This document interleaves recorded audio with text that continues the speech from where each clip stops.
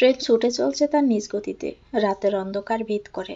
রাতে সবাই খাওয়া দাওয়া ছেড়ে ঘুমাতে যাবে এমন সময় আদিত্য জানে সে আর রাত জাগবে, কারণ চুরি হওয়ার একটা ভয় থেকেই যায়। এই শুনে বাদবাকি অনেকেই বলে ওঠে তারাও রাত জাগতে চায়।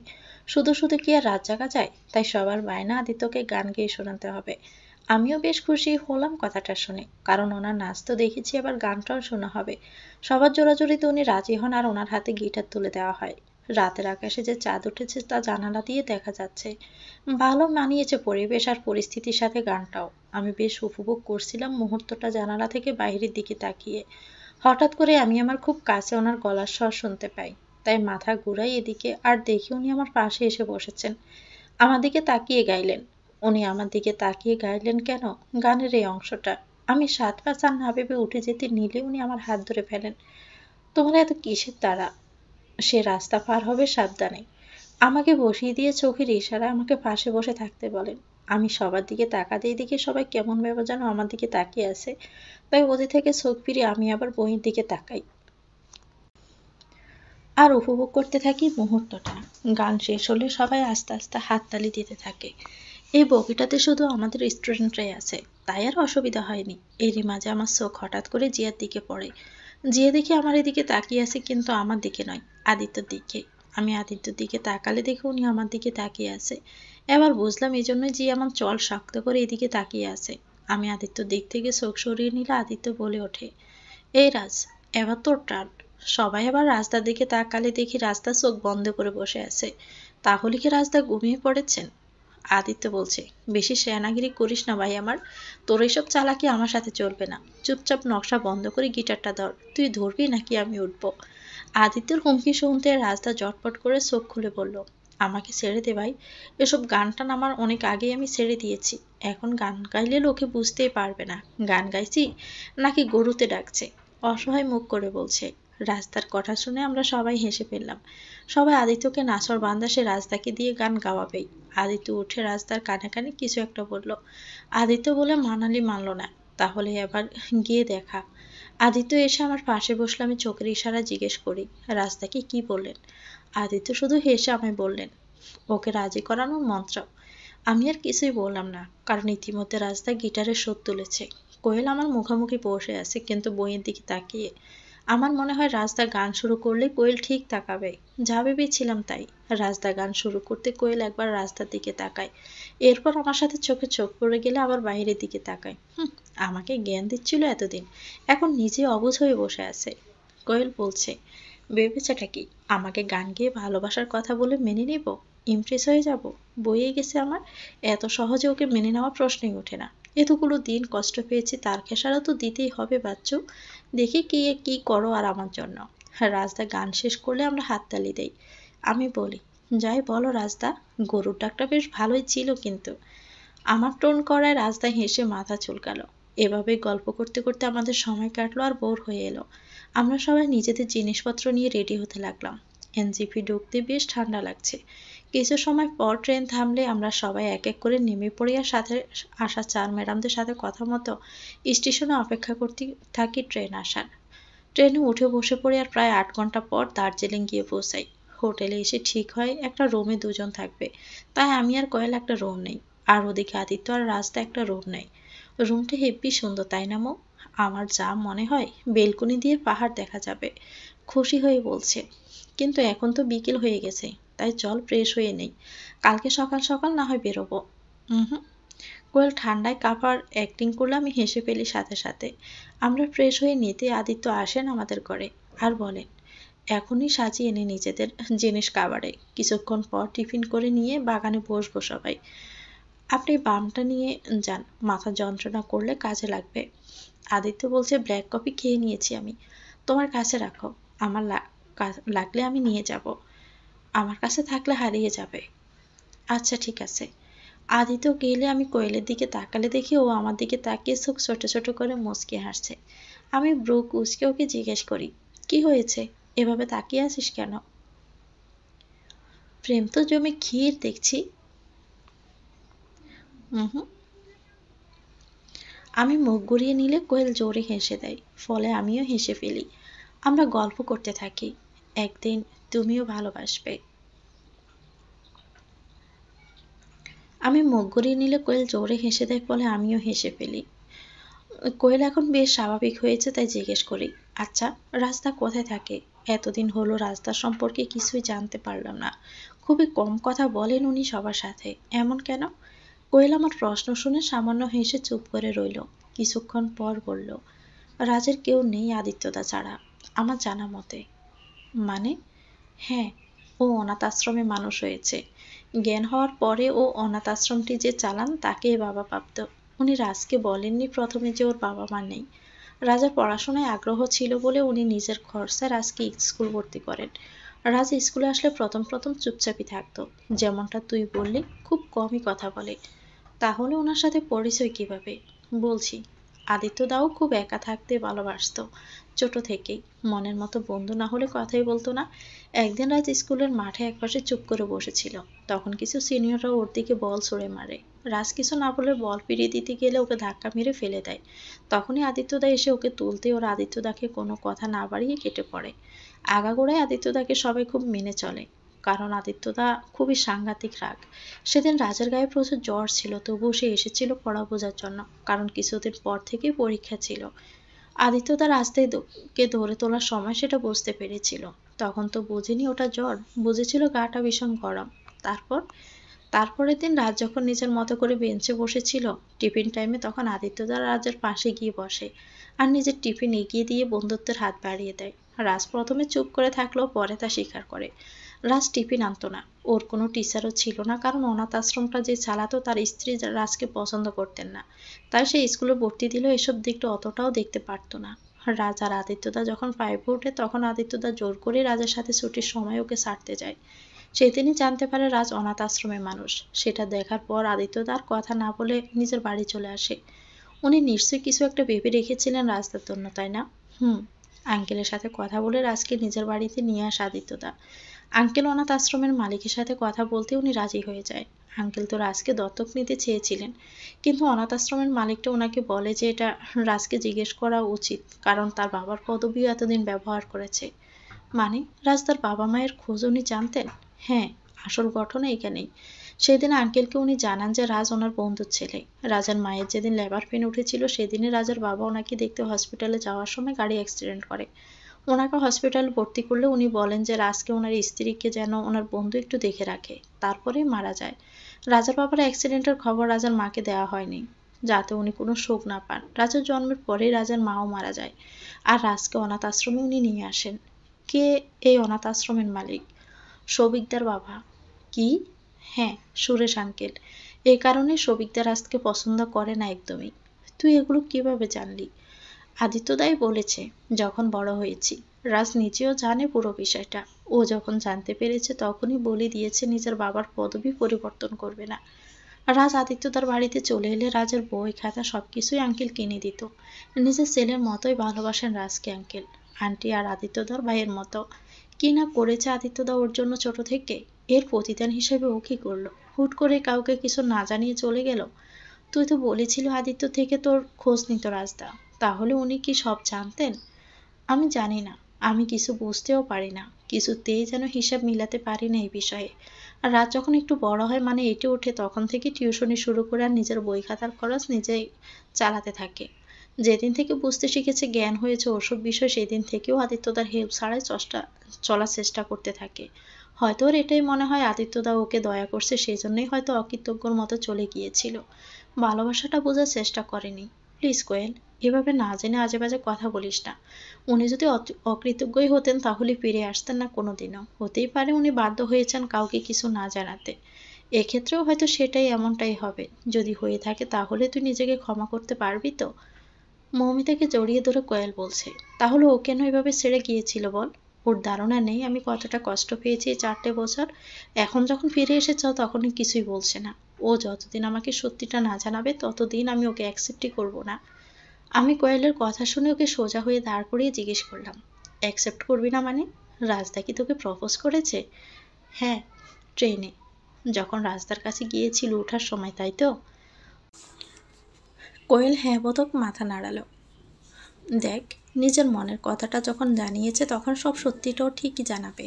হয়তো শুধু সময়ের অপেক্ষা করছে, সঠিক সময়ের। এসব নিয়ে মন খারাপ না করে ঘরে আয়। আমি কোয়েলকে একটু একা থাকতে দিয়ে ঘরে চলে এলাম। ওর নিজেকে একটু সময় দেওয়ার প্রয়োজন এখন। কোয়েল মনে মনে বলছে, ও তো আজকে বলল যে ও বাধ্য ছিল, আর আগে বলেছিল সময় আসলেও সবটাই জানাবে, শুধু অপেক্ষা করতে সময়ের। কিন্তু এর কত অপেক্ষা করব আমি, আর কত। কোয়েল ঘরে চলে আসে কিছুক্ষণ চুপচাপ দাঁড়িয়ে থাকার পর। কোয়েল ঘরে আসার কিছুক্ষণ পরে আদিত্য বলেন যে টিফিন করে নিতে। আমরা টিফিন করতে এলে দেখি রাস্তা নেই। আদিত্যকে জিজ্ঞেস করতেই উনি বলেন, আমি জানি না, খাবো না বলল।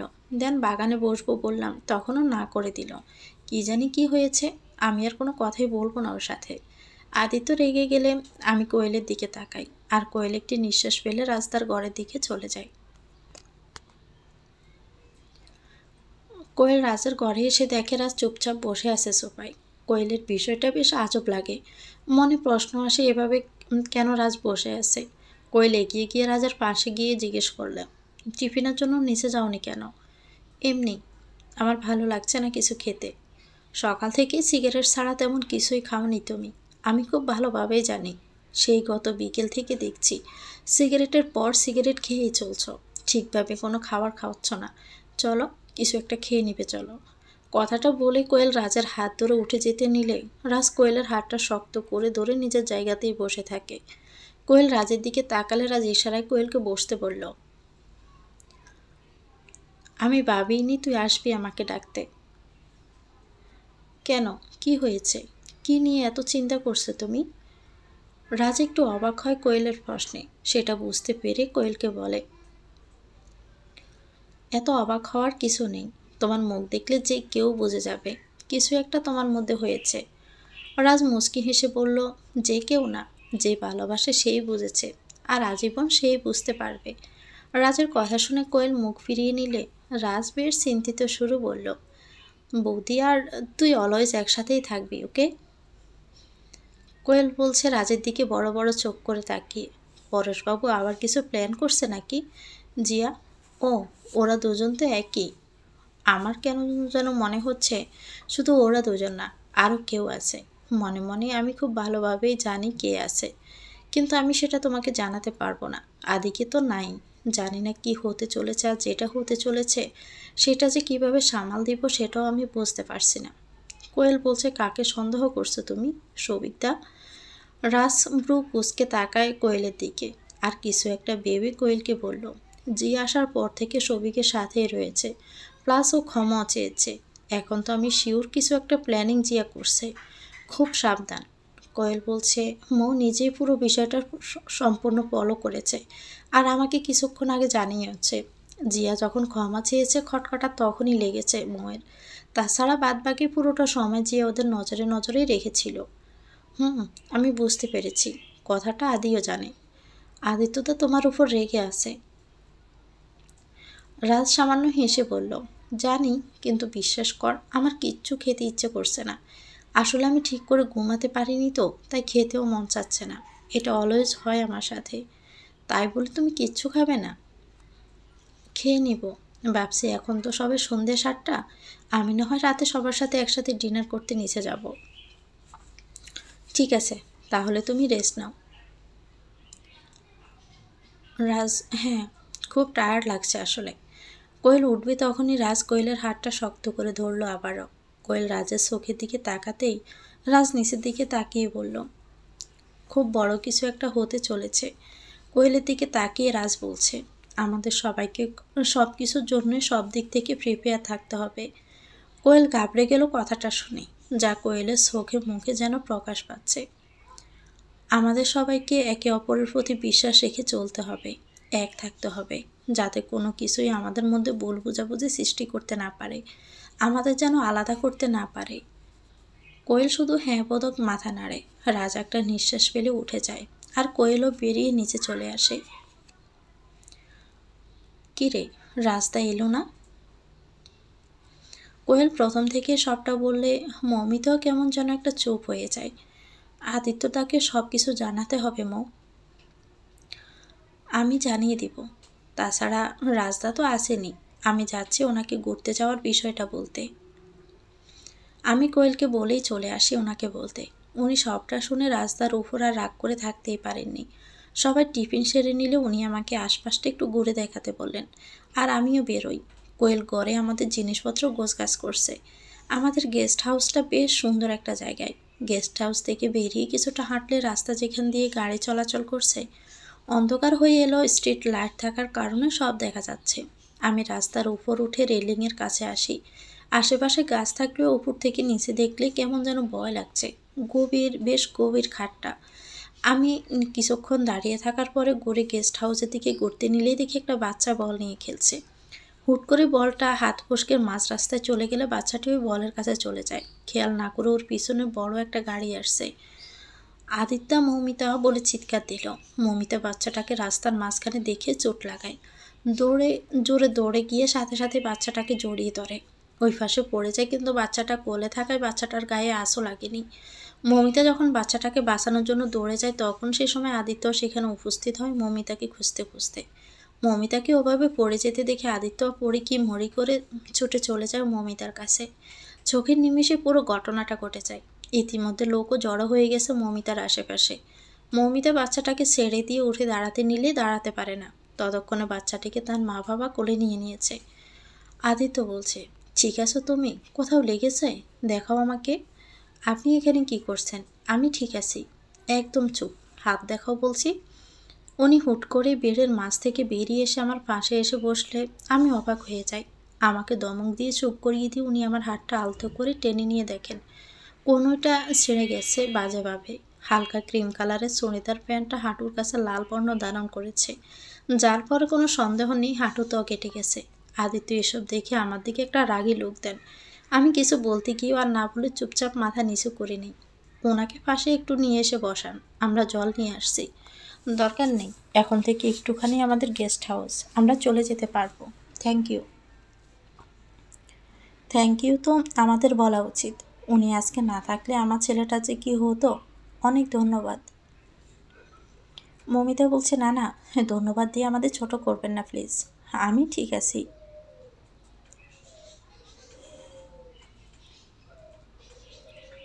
আমার কথা শেষ হওয়ার আগে আদিত্য আমাকে কোলে তুলে নিলেন। সবাই আমাদের দিকে তাকিয়ে আছে, এই দেখে ওনাকে কিছু বলতে যাব, কিন্তু সাহস পেলাম না। উনি হাঁটা ধরলেন আমাকে নিয়ে গেস্ট হাউসের দিকে। আমিও আলতো করে ওনার গলাটা জড়িয়ে ধরলাম। এবার বেশ জ্বালা জ্বালা করছে কাটা জায়গাগুলো। নামিয়ে দিন এখানে, না হলে ভার্সিটির সবাই খুব খারাপ ভাববে আমাকে।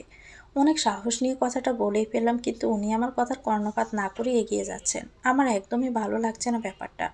ওখানে সবার মাঝে জিয়া আছে, ও যদি এমনটা দেখে তাহলে কি মেনে নিবে? এমনিতে আসার সময় থেকে আমি লক্ষ্য করেছি, কিন্তু এটা ওনাকে বোঝাই কিভাবে এখন? আপনি আমার কথাটা শুনুন, এরকম করবেন না। জিয়া দেখলে। কথা বলতে বলতে সামনে তাকাতেই দেখি গেস্ট হাউসের গেটের কাছে জিয়ার সবিকতে দাঁড়িয়ে আছেন।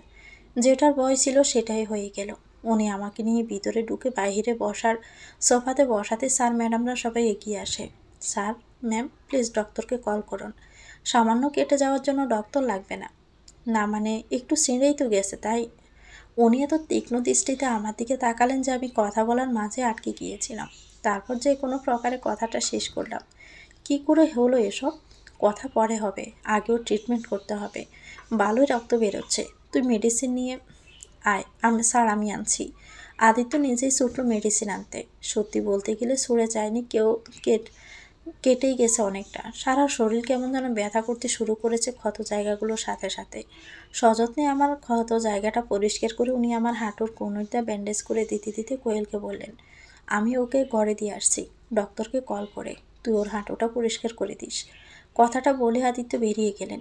ওনার চোখে জল। আমি কি ঠিক দেখলাম? হ্যাঁ, ঠিকই তো দেখেছি, কারণ কোয়েলকে কথাটা বলতে গিয়ে ওনার গলার স্বর কেঁপে গেল।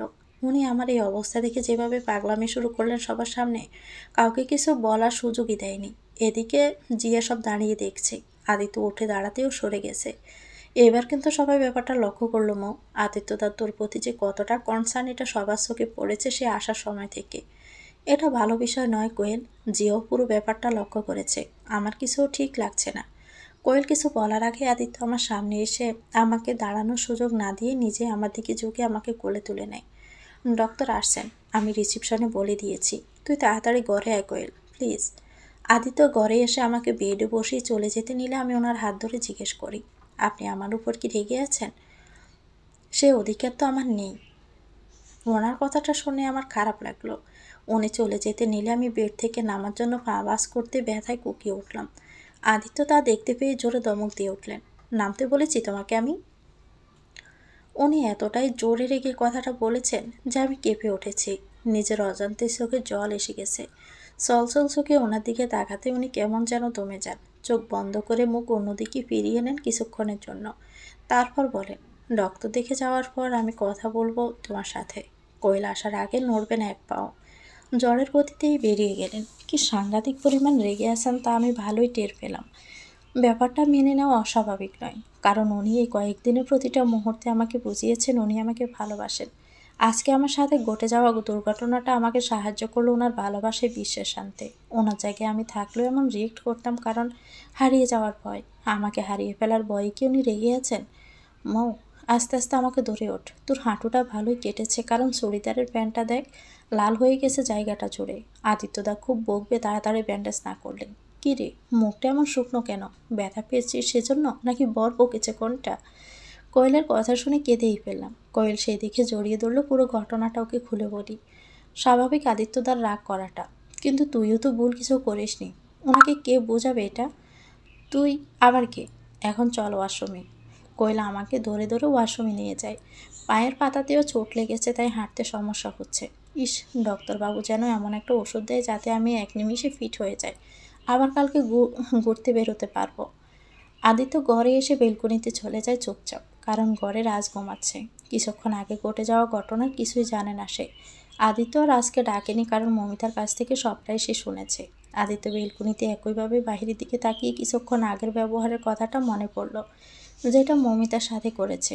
চোখ বন্ধ করতে বেসে উঠল সেই দৃশ্য, যেখানে মমিতা একটুখানির জন্য বেঁচে গেছে গাড়ির সামনে পড়তে পড়তে। এক মুহূর্তের জন্য আদিত্যর পুরো পৃথিবীটা সেই সময় যেন থমকে গিয়েছিল। আদিত্য চোখ খুলে জোরে একটা নিঃশ্বাস নিল উপরের দিকে মুখ করে। কি হয়েছে? এত টেনশন লাগছে কেন তোকে? আদিত্যর কাঁধে হাতের স্পর্শ পেয়ে পিছন ফিরে রাজের দিকে তাকালো। রাজের প্রশ্ন শুনে তার উত্তর না দিয়ে পাল্টা প্রশ্ন করলো, তুই উঠে পড়লি কেন? সবে তো ঘুমাতে গিয়েছিলি। সেটা নিয়ে চাপ নেই, আমি এখন গিয়ে শুলে আবারও ঘুমিয়ে পড়ব। ঘুমটা ভাঙতেই দেখলাম তুই এখানে। কি হয়েছে?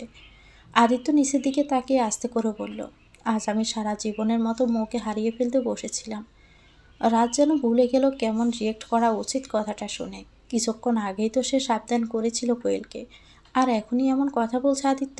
কি এমন হয়ে গেল কিছু সময়ের মধ্যে? ভাবছে রাজ। কি হয়েছে তুই আমাকে খুলে বল।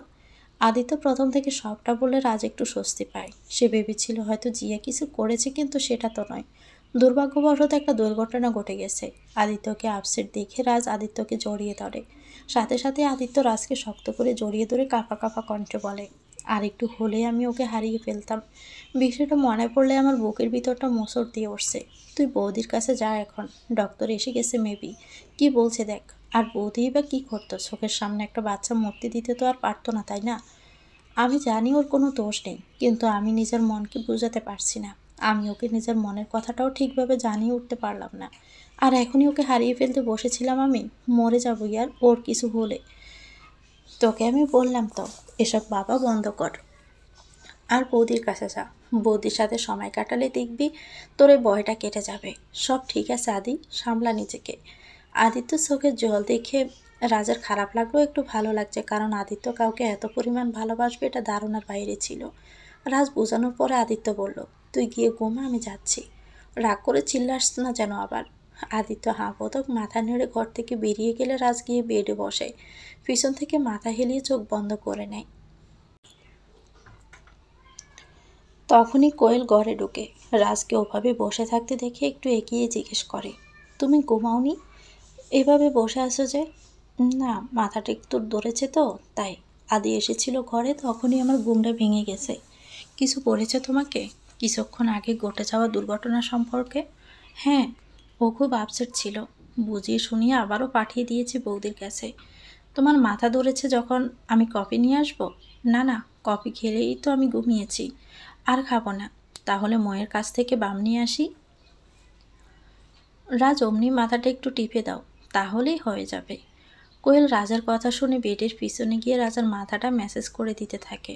কিছু সময় বাদে রাজ কোয়েলের হাত ধরে টেনে নিয়ে নিজের পাশে বসিয়ে কোলে মাথা রেখে শুয়ে পড়ল। কোয়েল সেটা দেখে বিড়বিড় করে বলল, এমন একটা ভাব করছে যেন আমি ওর প্রপোজাল অ্যাকসেপ্টই করে নিয়েছি। হুম। রাজ বলছে, করে নিয়েছেই তো, শুধু স্বীকারই করছো না। ব্যাপার না, সময়ের সাথে সাথে ঠিক স্বীকার করে নিবে। ভালো করে মেসেজ করো আপাতত। কোয়েল মনে মনে কিছুক্ষণ রাজকে বকে নিল। তারপর রাজের মুখের দিকে তাকিয়ে সামান্য হাসলো আর আস্তে আস্তে চুলগুলো টেনে দিতে লাগলো। অন্যদিকে ডক্টর আশায় কোয়েল চলে যায় আদিত্যকে ডাকতে। কিছুক্ষণের মধ্যেই আদিত্য ঘরে আসলে আমি ওনাকে এক ঝলক দেখে মাথা নামিয়ে নিই। ডক্টর আমার ক্ষত স্থানগুলো দেখে নিয়ে বললেন, চিন্তার বিষয় নেই, 2 দিনে ফিট হয়ে যাবেন। শুধু আজকের রাতটা একটু কষ্টদায়ক হবে। আমি পেনকিলার দিয়ে দিচ্ছি, খাওয়া দাওয়ার পর ওটা খেয়ে শুয়ে পড়বেন আর এই মলমগুলো লাগাবেন। ডক্টর প্রেসক্রিপশনটা আমার দিকে এগোতেই আদিত্য পিছন থেকে এসে ওটা হাত বাড়িয়ে নিয়ে নেয়। আদিত্যকে দেখে ডক্টর জিজ্ঞেস করেন, আপনি কি কল করতে বলেছিলেন? হ্যাঁ। আপনি ওনার হাজব্যান্ড। আমি ডক্টরের কথার উত্তর দেওয়ার আগে আদিত্য উত্তর দিয়ে দিলেন। আমি কি উত্তর দিতাম? ডক্টরকেই তো উনি প্রশ্ন করতে শেষ করতে দিলেন না। ডক্টরের কাছে উনি নিজেকে আমার স্বামী হিসেবে পরিচয় দিলেন, কিন্তু কেন? এভাবে তো সবটা জানাজানি হয়ে যেতে পারে। ডক্টর ওনাকে আরেকবার সবটা বুঝিয়ে দিয়ে চলে গেলে উনি প্রেসক্রিপশনটা ভালোভাবে দেখতে থাকেন।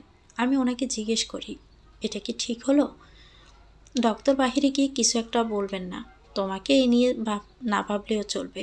চিন্তা করো না, কেউ জানবে না তুমি বিবাহিত। তাই অনেক প্রপোজাল পাবে। আমি ওষুধগুলো আনতে পাঠাচ্ছি। কথাটা বলে উনি বেরিয়ে গেলে আমার ভীষণ রাগ ওঠে। বদলোকটা বলে কি এসব? আমি প্রপোজাল পাওয়ার জন্য চাই না কেউ জানুক আমাদের বিয়ে সম্পর্কে, নাকি উনি নিজেই বারণ করে দিয়েছিল আমাকে কাউকে বিয়ের বিষয়ে না জানাতে? বেমালুম আমার উপর দোষ চাপিয়ে চলে গেল। আসুক, একটাও কথা বলবো না আমি। কি হয়েছে? এভাবে রাগে পড়ছো কেন? আমি কোনো উত্তর না দিয়ে অন্যদিকে মুখ ফিরিয়ে বসে রইলে আদিত্য এসে আমার সামনে বসেন আর গাল ধরে টেনে নিজের দিকে আমার চোখ ফেরান। আমি ব্রো কুঁচকে নাক ফুলিয়ে ওনার দিকে তাকিয়ে থাকলে উনি হেসে ফেলেন। আদিত্য গাল ছেড়ে দিয়ে বলে, ডক্টর যতই বলুক 2 দিনে সেরে যাবে। আমি তোমাকে কোথাও বেরোতে দিব না। একেবারে ফেরত দিন বেরোবে। ওনার কথা শুনে আমি ফুঁপিয়ে কেঁদে উঠলাম। আমি কেঁদে উঠতে উনি আমাকে হালকা ধমকে শুরু করলেন, একদম কাঁদবেন আমার সামনে। এত ব্যথা পেয়েও ঘুরতে যাওয়ার শখ 16 আনাই? আমি একা একা কেন থাকবো? আমিও যাব। বাচ্চাদের মতো করে বলছে মৌমিতা। আগে আমি দেখবো তোমার ব্যথা সেরেছে কিনা, তারপর। নাও এখন রেস্ট নাও, আমি আরেকটু পরে এসে ওষুধগুলো দিয়ে যাচ্ছি। আদিত্য আমার আরেক পাশের গাল টেনে দিয়ে বেরিয়ে গেলেই আমি আমার গালে হাত দিয়ে বসে থাকি ঠোঁট উল্টে। বেশ কিছু সময় পর কোয়েল ঘরে আসে। কিরে, ব্যথা করছে নাকি? এরকম মন খারাপ করে বসে আছিস কেন? তোকে কে বলেছিল ওনাকে ডাকতে যেতে? ভালো লাগে না ব্যাং? আমি ডাকার আগেই তো আদিত্যদা ঘর থেকে বেরিয়ে গিয়েছিল। তার মানে উনি নিজে থেকে এসেছেন? হ্যাঁ, কিন্তু হয়েছেটা কি? তোর মন খারাপ কেন? আমি কোয়েলকে সব বললে কোয়েল ভাবে বসে থাকে। সেই সময় দরজা টোকা পড়তে কোয়েল দরজা খুলতে যায়। কিছুক্ষণ পর ফিরে এসে আমার সামনে দাঁড়িয়ে প্যাকেট থেকে ওষুধ বার করে নিয়ে আমার হাতে প্যাকেটটা দিয়ে দেয়। আমি প্যাকেটটা ধরে কিছু বলবো তার আগে অনুভব করি প্যাকেটটা ভর্তি। কিছু একটা তো আছেই। প্যাকেটের ভিতরে দেখলাম 2টো বড় বড় চকলেট। সেটা দেখে কোয়েলের দিকে তাকাতে কোয়েল হেসে বলল, আদিত্যদা এটা দিয়ে গেল, বললো ওষুধ বার করে নিয়ে প্যাকেটটা তোকে দিতে। 2টোই কি? হ্যাঁ রে বাবা, 2টোই তোর। আমি একটু আসছি, অঙ্কিত ডেকেছিল আমাকে। তুই কিন্তু একদম পাকামি করে নিচে নিচে নামবি না। আজকের রাতটা পুরো রেস্ট নে, দেখবি তাড়াতাড়ি সুস্থ হয়ে গেছিস। কোয়েল চলে গেলে আমি 2টো চকলেট বার করে বুকের সাথে জড়িয়ে ধরে হেসে ফেলি। বসেই তো আছি, একটা বরং খাই। আদিত্য রাতে বেলকুনিতে পায়চারি করছে। আজকে আর কেউ ঘুরতে বের হয়নি, সবাই কালকে সকাল সকাল বেরোবে। আর ঠান্ডাটাও বেশ পড়েছে, তাই ঘুমিয়ে গেছে। কিন্তু আদিত্যর ঘুম আসছে না কিছুতেই। রাজঘরে কম্বলের ভিতর থেকে মুখ বার করে জোরে হাঁক দিয়ে বলল, ঘুমাবি না নাকি? আদিত্য রাজের হাঁক শুনে বেলকুনির দরজা বন্ধ করে দিয়ে ঘরে আসে। আদিত্যর মুখভঙ্গি দেখে রাজ বুঝলো আদিত্য কিছু একটা নিয়ে চিন্তিত। তাই ওকে জিজ্ঞেস করলো, এই ঠান্ডার মধ্যে বাহিরে কি করছিলি? ঠান্ডা লেগে যাবে তো। এমনিতে বৌদির এই অবস্থা, তার মধ্যে তুই শরীর খারাপ করলে হয়ে গেল ট্যুরের দফা দফা। আদিত্য বলছে, ডক্টর বলেছিল রাতে নাকি ব্যথা বাড়বে। মমিতে ব্যথার ওষুধটা খেয়েছে তো, কথা হয়নি আমার। এখন হয়তো ঘুমাচ্ছে, তাই আর ফোন করতে চাইছি না। কিন্তু যদি ব্যথার জন্য ঘুম না আসে তখন? অতিরিক্ত চিন্তিত শুরু করলো। আদিত্যকে এরকমভাবে দেখে রাজ এক প্রকার টাসকি খেলো। মাথাটা একটু জাকিয়ে নিয়ে বলল, তুই ওদের ঘরে গিয়ে একবার দেখে আয়, এখন সবাই ঘুমিয়ে পড়েছে। আদিত্য বলছে, ওরা ঘরের দরজা খোলা রেখেছে নাকি? আমি এখন গিয়ে ডাকলে হয়তো ওকে নামতে হবে দরজা খুলতে। কোয়েল তো ঘুমিয়েই পড়েছে। মন খারাপ করে বলছে, আমি কোয়েলকে বলছি শোয়ার আগে দরজাটা পিছিয়ে রাখতে। ও কিছুক্ষণ আগেই ঘুমিয়েছে। তুই যা। তো তুই এটা আরও আগে বলবি না? ননসেন্স কোথাকার। শুধু শুধু আমি এতক্ষণ চিন্তা করছিলাম। ডিসকাস্টিং। আদিত্য হুড়মুড়িয়ে বেরিয়ে যায় ঘর থেকে। আর রাজ আদিত্যকে উদ্দেশ্য করে বলে, যা বাবা, তুই আমাকে না বললে বলতাম কিভাবে? আদিত্য কোনো পাত্তাই না দিয়ে বেরিয়ে গেল। রাজ কিছুটা বিরক্ত হয়ে নিজে নিজেই বলে, এই ছেলেটা বউয়ের জন্য পুরোই পাগল হয়ে গেছে। আগে যেমন ছিল ভালোবাসায় অবিশ্বাসী, এখন হয়ে গেছে ভালোবাসায় পাগল। দূর, আমি গিয়ে ঘুমাই। আমারটা তো আমাকে পাত্তাই দেয় না। কথাটা বলে রাজ কম্বল মুড়ি দিয়ে শুয়ে পড়ে। ওদিকে আদিত্য ফা টিপে টিপে মৌমিতাদের ঘরে আস্তে আস্তে ঢুকে দরজা শব্দ না করে ভিজিয়ে দেয়। তারপর কোয়েলকে ঘুমাতে দেখে আস্তে আস্তে মৌমিতার পাশে গিয়ে বসে। মৌমিতা একটু কোকাচ্ছে ব্যথায়। সেটা দেখে আদিত্য চোখ ছলছল করে ওঠে। আস্তে করে হাঁটু গেড়ে বসে মৌমিতার ক্ষতস্থানে চারপাশে আঙুল ঘুরাতে থাকে। এমন কিছুক্ষণ করতে মৌমিতা শান্ত হয়ে যায়। আর আদিত্য সেটা দেখে মৌমিতার কপালে আলতো করে ঠোঁট ছোড়ায়। এরপর আদিত্য উঠে আসতে নিলেও উঠে আসতে পারে না। হাতে টান পড়ায় পিছনে তাকিয়ে দেখে মৌমিতা আদিত্যর একটা আঙুল ধরে রেখেছে। আদিত্য সেটা সারানোর চেষ্টা না করেই আবার নিজের জায়গায় বসে পড়ে। বসে মৌমিতাকে দেখতে দেখতে আদিত্য বেডে মাথা রেখে ঘুমিয়ে পড়ে। পরদিন সকালে কোয়েলের ঘুমটা হঠাৎ করে ভেঙে গেল। কোয়েল চারদিকটা দেখে নিয়ে সোজা হয়ে শোয়। কোয়েলের চোখ ডান দিকে যেতে কোয়েল তৎক্ষণাৎ উঠে বসে। রাজ বলেছিল আদিত্যতা আসতে পারে, কিন্তু আদিত্যতা এখনও যায়নি। রাতে এখানেই ঘুমিয়ে পড়েছিল নাকি? আদিত্যতাকে কি আমি ডেকে দিব? তাই করি। মৌ তো ঘুমাচ্ছে। কোয়েল আস্তে করে বেড থেকে নেমে আদিত্যর পাশে বসে খুব ধীরে ধীরে আদিত্যতাকে ডাকতে শুরু করে। একটু ডাকতে আদিত্যর ঘুম ভেঙে যায়। সাথে সাথেই কোয়েল বলে, আদিত্যদা, আমি। তুমি তাড়াতাড়ি ঘরে চলে যাও, সবাই উঠে পড়বে না হলে, সকাল হয়ে গেছে। হুম, তুমি যাও, গিয়ে ঘুমিয়ে পড়ো। আমি ময়ের খেয়াল রাখবো। আমি আর ঘুমাবো না। আচ্ছা, তুই ওকে জানাবি না যে আমি এখানে এসেছিলাম। আদিত্য উঠে দাঁড়ায়। একভাবে বসে থাকায় অনেকক্ষণ একটু কষ্ট হয়, কিন্তু ম্যানেজ করে ধীরে ধীরে ঘর থেকে বেরিয়ে নিজের ঘরে চলে যায়। গিয়ে রাজার পাশে গিয়ে শুয়ে পড়ে। আর নিমিষে ঘুমিয়ে যায় আবারও। গতকালে দখলের পর সারা রাত ঠিকভাবে না ঘুমালে যা হয় আর কি। সকাল 10টা। কোয়েল আমাকে ধরতে নিলে আমি ওকে আটকে বলি, আরে আমি পারবো, ব্যথাটা অনেকটাই কমে গেছে, নেই বললেই চলে, একটু চেষ্টা তো করতে দে আগে। ঘটনাটা গতকাল ঘটেছে। আজকে দিনটা রেস্ট নিয়ে আগামীকাল থেকে না হয় চেষ্টা করিস। আচ্ছা, তুই পাশে দাঁড়া, আমি নিজে দাঁড়াচ্ছি। পড়ে গেলে না হয় ধরবি। এমনও কিছু ব্যথা পাইনি যে নিজে আমি দাঁড়াতে পারবো না। আমি সাহস নিয়ে আস্তে আস্তে দাঁড়ালাম। কষ্ট একটু হলো, কিন্তু দাঁড়াতে পেরেছি। হাঁটুতে কেটে যাওয়ার ফলেই দাঁড়াতে বসতে একটু অসুবিধা হচ্ছে, কিন্তু ওষুধগুলো জোর আছে বটে। একদিনে অনেকটা ব্যথাই সারিয়ে দিয়েছে। দেখলি, তুই দাঁড়াতে পারলাম তো। চল, এবার আমার হাতটা একটু ধর, তাহলেই হবে। কোয়েল আমার হাতটা ধরতে আমি বেশ ভালোই হাঁটতে পারলাম। নিচে নামার সময় সিঁড়ি বাড়িতে একটু কষ্ট হলেও হাঁটতে কোনো অসুবিধা হয়নি। নিচে আসতে স্যার ম্যাডাম এসে আমাকে জিজ্ঞেস করলেন কেমন আছি আর কেন নিচে আসতে গেলাম। আমি সেসবের উত্তর না দিয়ে এদিক ওদিক ওনাকে খুঁজছি। কোথায় উনি? বেশ কিছুক্ষণ পর আমার প্রশ্নের উত্তর পেলাম। সিঁড়ির দিকে তাকাতেই জ্যাকেটের স্লিভস কোনোই অবধি টানতে টানতে নামছেন। পিছন পিছন রাস্তাও আসছেন, পকেটে হাত গুজে। আমি ভালোভাবে জানি এসে আমাকে দেখলে রেগে যাবেন। তাই বলে কি আমি ফিট হওয়ার চেষ্টাও করবো না নাকি? উনি বললেই হলো আমাকে ঘুরতে নিয়ে যাবেন না। আমি ঠিক যাব। আজকে না যায় আগামীকাল থেকে সকাল দুপুর বিকেল রাত প্রত্যেক বেলায় বেরোবো। আর উসুল করবো 2 দিনের না ঘোরায়। ফিট হয়ে গেছো বলে ঘুরতে যাওয়ার জন্য? উনি জুসের গ্লাসে চুমুক দিয়ে স্বাভাবিকভাবে আমার দিকে তাকিয়ে খোঁচা মেরে কথাটা বললে আমি বেঞ্চি কেটে মুখ ফিরিয়ে নেই। চকলেটগুলো খাওয়া হয়েছে? একটা বাকি আছে। বাবা, আমি তো ভাবলাম চকলেট শেষ হয়ে প্যাকেটগুলোও খেয়ে হজম করে ফেলেছ। মুখ টিপে টিপে হাসছে আদিত্য। বদ বেটা, মজা নিচ্ছ না? আদিত্য জোরে হেসে ফেললে আমিও হালকা হাসি। সেদিন সবাই ঘুরতে গেলে আমিও চাই না।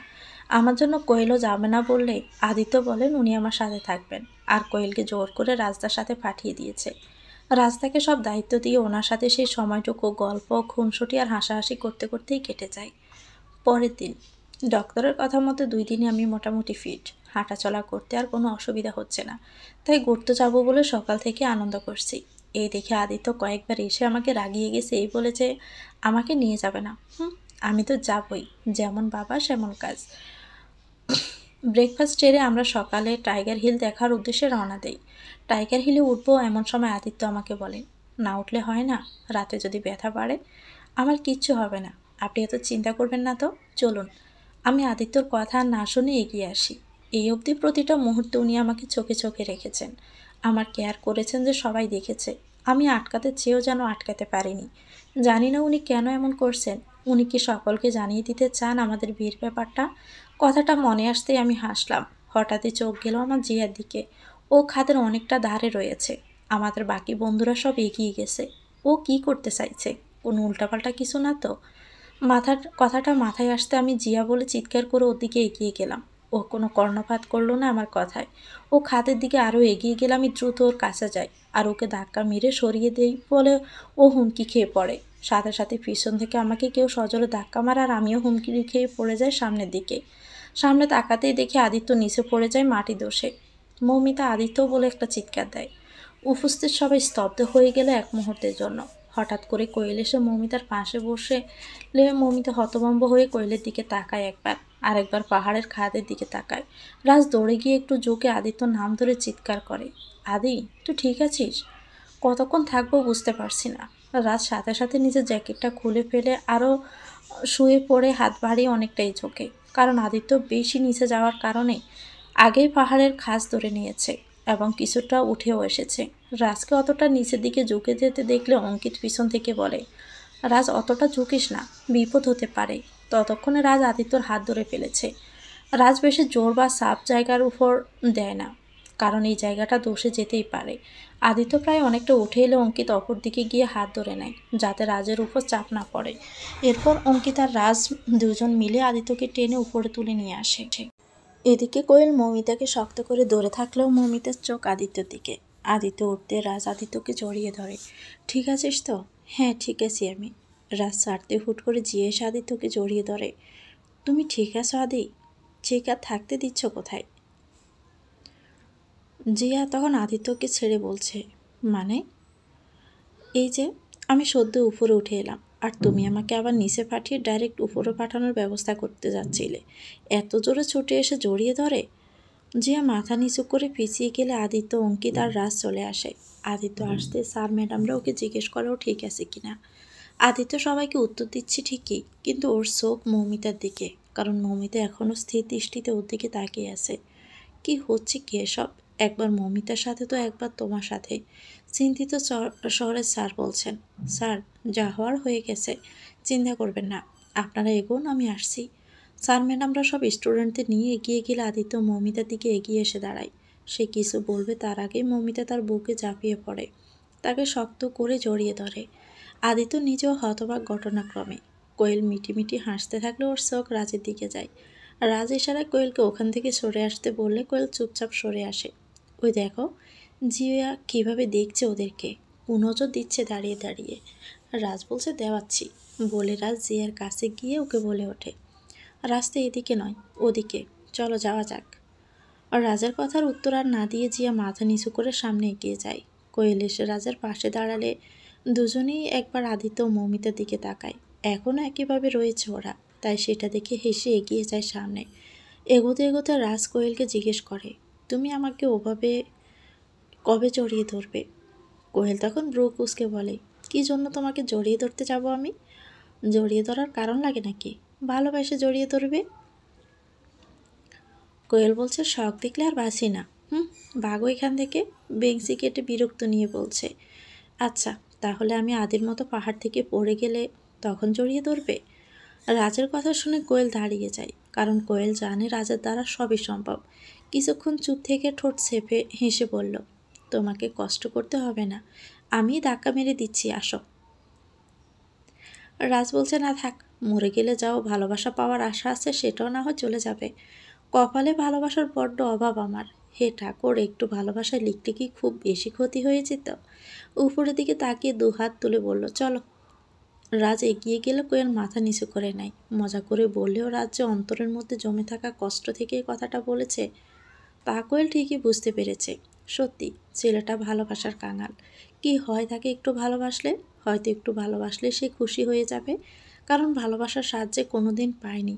তার কাছে একটু ভালোবাসাই অনেক। কোয়েল ভাবছে, কি হলো, চলো। হুম, চলো। মৌ, আমি ঠিক আছি, রিল্যাক্স, দেখো আমার দিকে।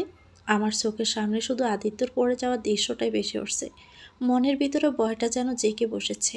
কিভাবে কাটাবে এটাই বুঝতে পারছি না। আদিত্য মৌমিতাকে সোজা করে দাঁড় করিয়ে বলে, আমি একদম ঠিক আছি, দেখো আমাকে। এতটা ভয় পাওয়ার কিচ্ছু হয়নি। আচ্ছা, আপনি যদি সত্যি খাদে পড়ে যেতেন তাহলে? সলসল চোখে কাঁপা কাঁপা কণ্ঠে বলল মৌমিতা। পড়িনি তো, তাহলে কেন এত ভয় পাচ্ছ? কে বলেছিল আপনাকে ওখানে আসতে? না আসলেই তো পারতেন। আচ্ছা, কে বলেছিল তোমাকে জিয়াকে বাঁচাতে যেতে? আমি না আসলে তুমিই পড়ে যেতে। আমি তাও কিছু একটা ধরে নিয়েছি। তুমি হলে কি পারতে? জিয়া পড়ে যেত আর আমি কি দাঁড়িয়ে দাঁড়িয়ে দেখতাম নাকি? জিয়া পড়তো না, ও তোমাকে ফেলে দেওয়ার জন্যই কাজটা করেছে। জায়গাটা জল ফেলে দিয়ে বেশি করে সার্ফ প্রয়োগ করে নরম করে রেখেছিল, জায়গাটা যাতে তুমি দৌড়ে এসে দাঁড়ালেই পড়ে যাও। আমি পিছন থেকে সবটা ফলো করছি। তার মানে জিয়া ইচ্ছা করে? তা নয় তো কি। চলো এখন, সাবধানে থাকতে হবে আমাদের। দাঁড়ান, আপনার কোথাও লাগেনি তো? আপনার হাত থেকে তো রক্ত পড়ছে। অবাক হয়ে যাচ্ছে। কোথায়? ও, আমি তো খেয়ালই করিনি। আমার কথা শুনে আদিত্য নিজে অবাক হয়ে নিজের ডান হাতের দিকে তাকায়। হয়তো কোনো ওই দিকটা কেটে গিয়ে রক্ত আঙ্গুল বের হচ্ছে। সেটা দেখে আমি ওনাকে বললাম, জ্যাকেটটা খুলুন। জ্যাকেটটা দেখি আমি। আরে ঠিক আছে, গেস্ট হাউসে গিয়ে না হয় দেখে নেব। একদমই বেশি কথা বলবেন না, চুপচাপ দেখান বলছি। আদিত্যকে জোর করে জ্যাকেটটা খুলিয়ে দেখি হাতের কোনোই নিচে আমার মতোই কিছুটা জুড়ে ক্ষত সৃষ্টি হয়েছে। অনেক রক্ত পড়ছে দেখে আমি আমার কাছে থাকা ছোট্ট স্কার্ফটা নিয়ে প্রথমে রক্তটা আস্তে করে একটু মুছে দিয়ে সাথে সাথে ওটা বেঁধে দিলাম ক্ষতস্থানে। আর কোথায় লেগেছে? আর কটা স্কার্ফ এনেছো তুমি? উফ, আপনি এখনও মজা করছেন? আদিত্য হেসে বলছে, চলো, আর কোথাও লাগেনি আমার। সত্যি তো? এবার আদিত্য বিরক্তি নিয়ে আমার হাত ধরে টেনে নিয়ে সামনে হাঁটা দিল। জিয়া যে এরকম একটা সাংঘাতিক হয়ে উঠবে আমি ভাবিনি। মানুষের ক্ষতি করা ঠিক আছে, কিন্তু একেবারে মেরে ফেলা? না জানি আর কি কি ভেবে রেখেছে সে। গেস্ট হাউসে টাইগার হিল ভিজিট করে গেস্ট হাউসে ফিরে আসার পরে সবাই মিলে ঠিক করলো রাতে বনফায়ার হবে। আমি সেসবে মাথা না ঘামিয়ে আগে আদিত্যকে ঘরে নিয়ে গিয়ে ফ্রেশ হতে নিতে বললাম। আমিও ঘরে এসে ফ্রেশ হয়ে নিলাম আর ফার্স্ট এড বক্সটা নিয়ে আদিত্যর রুমে চলে এলাম। দেখলাম উনি বসে বসে বাঁ হাতের দিয়ে ফোন ঘাঁটছেন। আমি ওনার হাত থেকে একটু দূরে দাঁড়িয়ে বললাম, ফোনটা রাখুন। আদিত্য চুপ করে আছে। কি হলো? ফোনটা রাখুন। আদিত্য এবারও আমার কথার কোনোই উত্তর দিল না। দেখে আমার মাথা গরম হয়ে গেল। আমি ওনার সামনে বসতে উনি আমার দিকে তাকালেন। আমি রাগী রাগী দৃষ্টিতে ওনার দিকে তাকালে উনি আমার দিকে তাকিয়ে কান থেকে কিছু একটা খুললেন। আমি অবাক হয়ে গেলাম। আপনার কানে এয়ারপড ছিল? হ্যাঁ, তার জন্যই তো টের পাইনি তুমি কখন এসেছ। আসলে এটাই আমার একমাত্র বাঁচার উপায়, যে আমি যখন জিয়ার সাথে থাকি। মানে? মানে ওই সারাক্ষণ আজে বাজে বকা দেন, একটা টাইম অলওয়েজ তোমাকে ইনসাল্ট করা, ওগুলো না শোনার জন্য এটা। ও বুঝতেও পারতো না কখন আমি কানে এয়ারফোর্স লাগিয়ে নিতাম। আর কথা বলা শুরু করার পর ও তো নিজের মনে মনেই বকে যেত। তাই তোমাকে কিছু বললে আমি কিছুই বলতে পারতাম না, কারণ আমি তো কিছুই শুনতাম না। আমি শুনবো না আর আমার রাগও হবে না। সিম্পল। মৌমিতা মনে মনে বলছে, সত্যি তো, এটা তো কোনোদিনও ভালোভাবে লক্ষ্য করিনি আমি। তার মানে সেদিন যখন আদিত্যকে পাশে নিয়ে যে আমাকে অপমান করছিল সেদিন আদিত্য কিছুই শুনেইনি। আমি এত কানা কবে হলাম? আমার সাথে সাথে ওই কোয়েল অঙ্কিতটাও কানা মতন। ধুর ধুর, আমি ওনাকে শুধুই ভুল বুঝেছি। কোথায় হারিয়ে গেলে? চোখের সামনে তড়ি বাজিয়ে বলছে, না না কিছু না। দিন, হাত দিন, ব্যান্ডেজ করে দিই। উনি আমার দিকে হাতটা বাড়িয়ে দিলে আমি একটু শিউরে উঠলাম হাতটা দেখে। হাতের চামড়াটা পুড়ে উঠে গিয়ে মাংস দেখা যাচ্ছে। ওনার হাতটা ব্যান্ডেজ করতে করতে বললাম, কি দরকার ছিল বলুন তো এমন করার? আমাকে ডাকলেই পারতেন। কতটা কেটে গেছে দেখুন তো, কষ্ট হচ্ছে নিশ্চয়ই। তোমাকে বললে যেন তুমি দাঁড়িয়ে যেতে? তোমার মতো মহান মানুষ আর আছে নাকি পৃথিবীতে? হুম, একদিকে ভালোই হয়েছে এটা হয়ে। কি? হ্যাঁ, কিছুদিন আগে তুমি কষ্ট পাচ্ছিলে একা একা, এখন আমিও তোমার দলে যোগ দিলাম। তোমাকে একা দেখতে ভালো লাগে নাকি আমার? তাই আর কি, কষ্টটাও ভাগাভাগি করার চেষ্টা। আমি ওনার কথা শুনে চোখ সরিয়ে নিলাম। কি আজব কথাবার্তা! দূর, পুরাই মাথা খারাপ হয়ে গেছে ছেলেটার, যা বুঝছি। তাড়াতাড়ি ব্যান্ডেজ করে বেরিয়ে এলাম আমি। বেরিয়ে আসার পর খুশিতে একটু নেচে উঠলাম। আমি ভাবিনি এমন কোনো দিন আসবে যেদিন উনি আমাকে নিয়ে এতটা ভাববেন। হয়তো সময় এসে গেছে ওনাকে মেনে নেওয়ার। রাতের বেলা আমি আর কোয়েল ঘরে ছিলাম। সে সময় অঙ্কিত এসে নিচে বাগানে যেতে বলল। আমরা কিছুক্ষণ আগেই সবার সাথে আড্ডা দিয়েই ঘরে চলে এসেছি। আবার কেন? সবে তো বনফায়ার শেষ হলো আমাদের। শেষ হওয়ার আগেই তো তোরা চলে আসলি। আর এসেছিস 30 মিনিট হয়ে গেছে। চল, একটু ফিনিশিং টাচ দেওয়া বাকি এখনো। অঙ্কিত চলে গেলে আমি কোয়েলকে বললাম, ফিনিশিং টাচ বলতে কি বোঝাতে চাইলো? সেটা তো বাগানে গেলেই বোঝা যাবে। চল তো দেখি গিয়ে। আমি আর কোয়েল ঘর থেকে বেরিয়ে বাগানের দিকে চলে এলাম। কিন্তু বাগানের দিকে যত এগোচ্ছি সব কেমন যেন শান্ত লাগছে। বাগানে আসতেই দেখলাম আগুনটা এখনও চলছে, কিন্তু আশেপাশে কেউ নেই। এই কোয়েল, এখানে তো কেউ নেই কোয়েল। আমি ফাঁস ফিরে কোয়েলকে ডাকতে গেলাম, কিন্তু কোয়েল নেই। এ কি, কোয়েল কোথায় গেল? এক্ষুনি তো এখানেই ছিল। তাহলে কাউকে খুঁজছ? আমি আদিত্যর গলার আওয়াজ পেয়ে পিছন ফিরলাম। দেখলাম উনি দুহাত পিছনে করে দাঁড়িয়ে আছেন। অঙ্কিত বলল যে বাগানে আসতে, কিন্তু সবাই কোথায়? আর কী সব ফিনিশিং টাচের কথা বলছিল? কোনো স্পেশাল কিছু আছে নাকি? আদিত্য দুষ্ট হেসে বলছে, আছে তো। দেখতে চাও তুমি? কিছু না বুঝে মমিতা বলছে, হ্যাঁ ওই তো পিছনে দেখো। আদিত্যর কথায় আর ইশারায় আমি পিছনে তাকালাম, কিন্তু কই কিছু তো নেই। তাই আবারও ওনার দিকে ফিরলে আমি এক কদম পিছিয়ে যাই ওনাকে দেখে।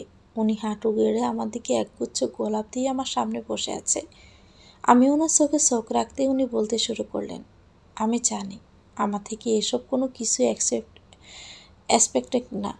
ইভেন আমি নিজেও কোনোদিন ভাবিনি আমার সাথে এমন কিছু হবে। ভাবিনি ভালোবাসায় বিশ্বাস করতে বাধ্য হব।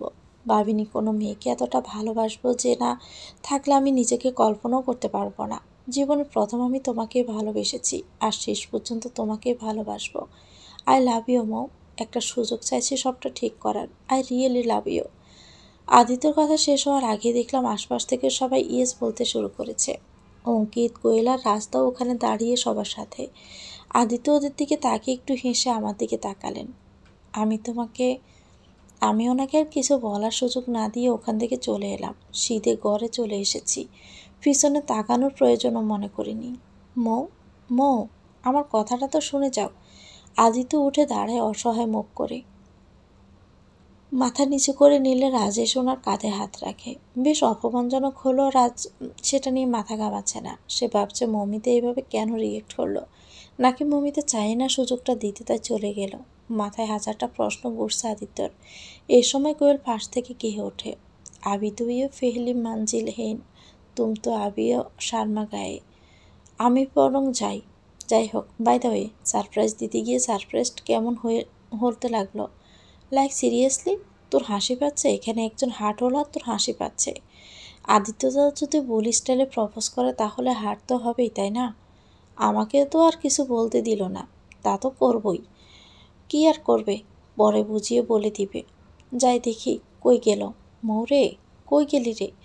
কোয়েল মৌমিতা যেদিকে গেছে সেদিকে চলে গেলে আদিত্য করুণভাবে তাকিয়ে থাকে সেদিকে।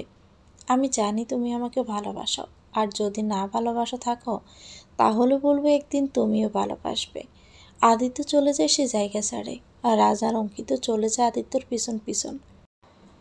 এদিকে কোয়েল এসে দেখে মৌমিতা বেডের উপর চুপচাপ বসে আছে অন্যদিকে তাকিয়ে। কোয়েল গিয়ে মৌমিতার পাশে বসতে মৌমিতা বলে ওঠে, তুই সবটা জানতিস তাই না? একদমই না। বাগানে পা রাখতে রাজ পিছন থেকে আমার মুখ চেপে আমাকে ওদের দিকে টেনে নিয়ে যায়। কিছু জিজ্ঞেস করলে বলতে হবে না, সব দেখতেই পাবে চোখের সামনে। উনি এটা ঠিক করলেন না। তুই কি ঠিক করলি? মমিতা অবাক হয়ে বলছে, তুই বলছিস কথাটা সিরিয়াসলি কোয়েল? আমি ওনার স্ত্রী হই, প্রেমিকা না। এটাই প্রমাণ হলো যে উনি এখন আমাদের বিয়েটা মেনেই নিতে চান না। কোয়েল বলছে, তুই না বড্ড হতবড় হয়ে গেছিস জানিস। তুই আদিত্যর পুরো কথাটা শুনেছিস আদৌ? ও তো বলতে যাচ্ছিল ও তোকে স্ত্রী হিসাবে মেনে নিয়েছে। তুই আমি তোমাকে এতটুকু শুনে লাফাতে লাফাতে চলে এলি। হ্যাঁ, উনি এমন কিছু বলতেন? আজ্ঞে হ্যাঁ, এটাই তো বললো আমাকে। গাদি একটা, কত বড় অপমান হলো বলতো আদিত্য তার। তাও আদিত্য তার সেসব না ভেবে তুই রিপ্লাই না করে ওভাবে রুমে চলে এলি, দেখে মন খারাপ করে আছে। কোথায় উনি? জানি না, চল রাতের খাবার খেয়ে নিবি, ওখানেই পেয়ে যাবো আশা করছি। আমি নিজের ভুলটা বুঝতে পারার পর খুব খারাপ লাগছে। হুট করে এভাবে পুরো কথা না শুনে চলে আসাটা ঠিক হলো না। কোয়েলের কথা মতো নিচে চলে গেলাম, কিন্তু আদিত্যকে কোথাও দেখতে পেলাম না। কোথায় উনি? কোনো রকম একটু খেয়ে নিয়ে উঠে পড়লাম। মনে হয় বাগানের ওদিকটাই আছে।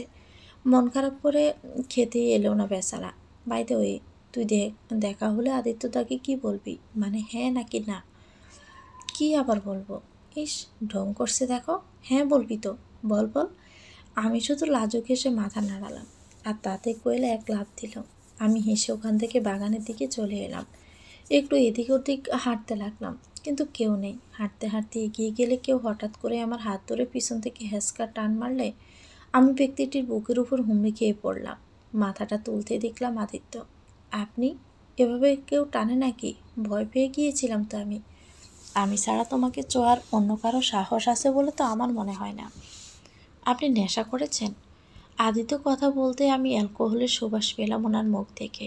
সাথে সাথে আমি মুখ অন্যদিকে ফিরিয়ে নিয়ে নিজেকে সারানোর চেষ্টা করতে লাগলে উনি আমাকে আরও শক্ত করে ধরে বললেন, প্লিজ মৌ, আর আমাকে দূরে সরিয়ে রেখো না। আমি আর পারছি না তোমার থেকে দূরে সরে থাকতে। I really love you. নিজেকে ছাড়ানোর চেষ্টা করতে করতে মমিতা বলছে, আদিত্য প্লিজ আমাকে ছাড়ুন, এখন আপনি হুঁশে নেই। আমি হুঁশেই আছিলাম, প্লিজ একটা বার আমার কথাটা শোনো। আদিত্য আমার মুখ নিজের দিকে ঘুরিয়ে নেয়, ওনার কপালের সাথে আমার কপাল ঠেকিয়ে বললেন, আমি জানি আমি ভুল করেছি, বাট সেই একটা রাতের জন্য তুমি আর কতদিন আমাকে শাস্তি দিবে বলো? জিয়ের ব্যাপারটাও তো তুমি সব জানো এখন। সত্যি বলছি আমি, তুমি ছাড়া আমার লাইফে আগে কেউ আসেনি, আর না পরে কেউ আসবে। আমি তোমার সাথে তোমার হোল লাইফ স্পেন্ড করতে চাই। একটা চান্স দাও প্লিজ।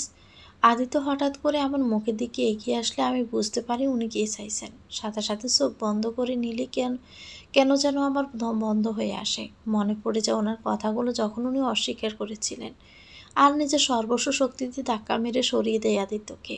ওনার বুকে বেশ জোরে ধাক্কাটা মারে ফলে উনি অনেকটাই পিছিয়ে যান। আর কতবার বললে আপনি বুঝতেন যে আমি চাইছি না এই মুহূর্তে আপনার কাছে আসতে? আপনি কি মনে করেন বলুন তো নিজেকে? যখন যেটা ইচ্ছে সেটা করবেন আর আমি সেটা মেনে নিব? বিয়ের রাতে ঠিক একইভাবে আমাকে শক্ত করে বলেছিলেন যে আপনি আমাকে স্ত্রী হিসাবে মানেন না। আজ কয়েক মাস পর ঠিক একইভাবে আমাকে বলছেন আমার সাথে সারা জীবন কাটাতে চান। কি সিউরিটি আছে আপনার এই কথা দাম দিবেন? শুভদৃষ্টির সময় ও যে একবার তাকিয়েছিলেন, তারপর আর ফিরেও তাকাননি আমার দিকে। কিভাবে বিশ্বাস করব যে আপনি আবার বদলে যাবেন না? কিভাবে বিশ্বাস করব আপনাকে বলতে পারেন?